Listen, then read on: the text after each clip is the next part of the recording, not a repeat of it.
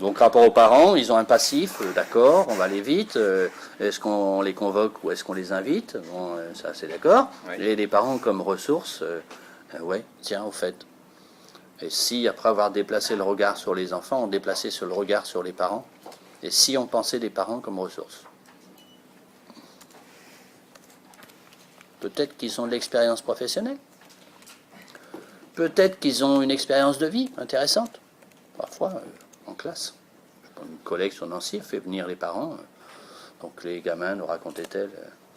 Et ils sont allés à la caserne de pompiers, parce que c'est un père qui était pompier. Ils ont mis le casque et tout ça. Ils ont pris des photos, les petits avec, vous voyez, la vareuse qui leur arrive en bas des pattes.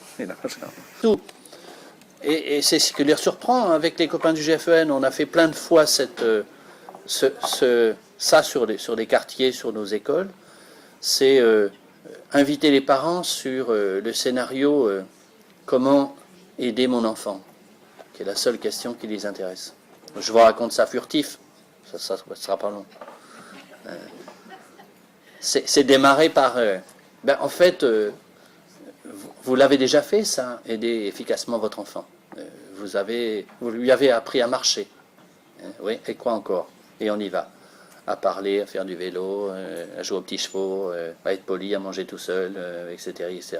Vous voyez, et tout de suite, vous avez 15, 20 apprentissages réalisés et accompagnés avec succès. Deuxième temps, vous allez vous mettre par groupe de 4. Chacun raconte un apprentissage réussi différent avec son enfant. Puis, nouvelle phase, quand tout le monde a exploré ça, vous allez essayer de réfléchir sur qu'est-ce qui, de votre point de vue, dans votre façon de faire, a plutôt aidé les apprentissages ou a plutôt gêné les apprentissages. Puis ensuite, remontée collective. Et je veux dire, à chaque fois, ça vaut une belle leçon de psychopéda l'ESP. C'est très fort, quoi, parce qu'on a tout, on a l'aménagement de la situation, on a l'incitation, on a l'étayage, désétayage, forte discussion des parents, moi j'y donne une pièce, l'autre il dit ah non, moi j'y donne pas de pièce, donc discussion sur qu'est-ce qu'il fait, c'est fort.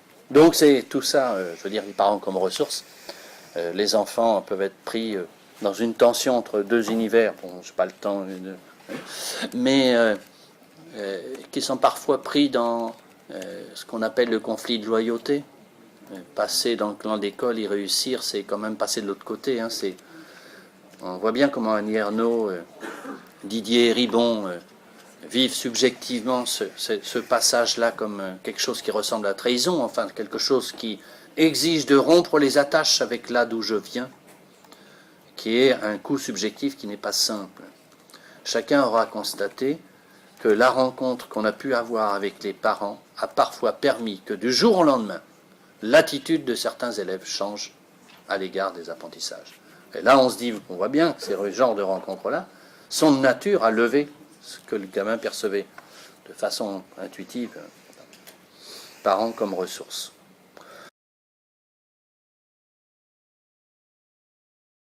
Ouf, enfin.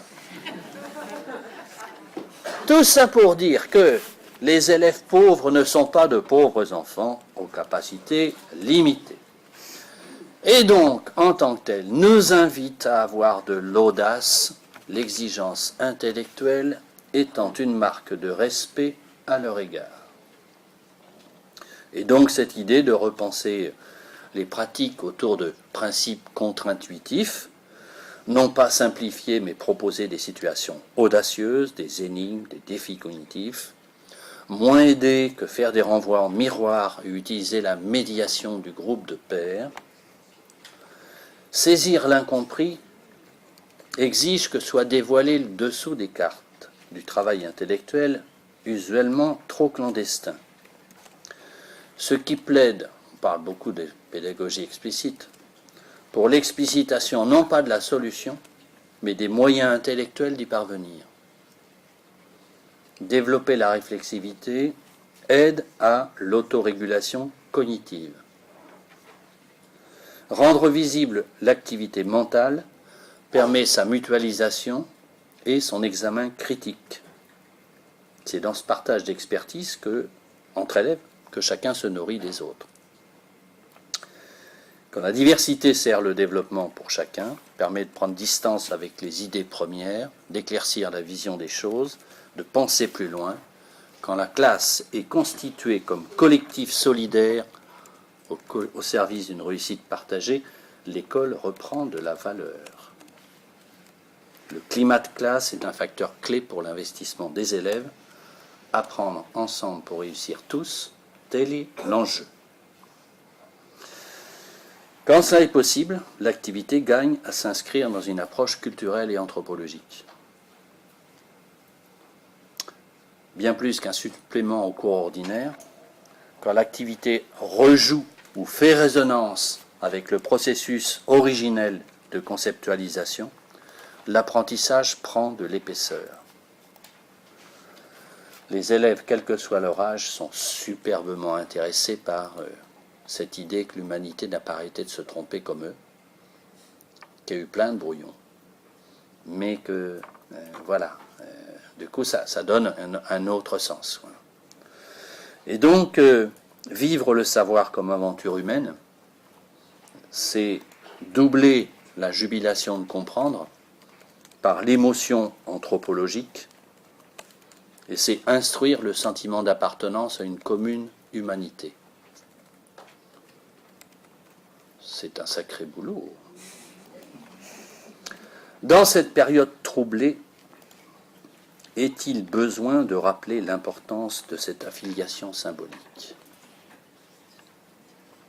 À nous, ce faisant, de faire œuvre d'humanité. Merci de votre attention.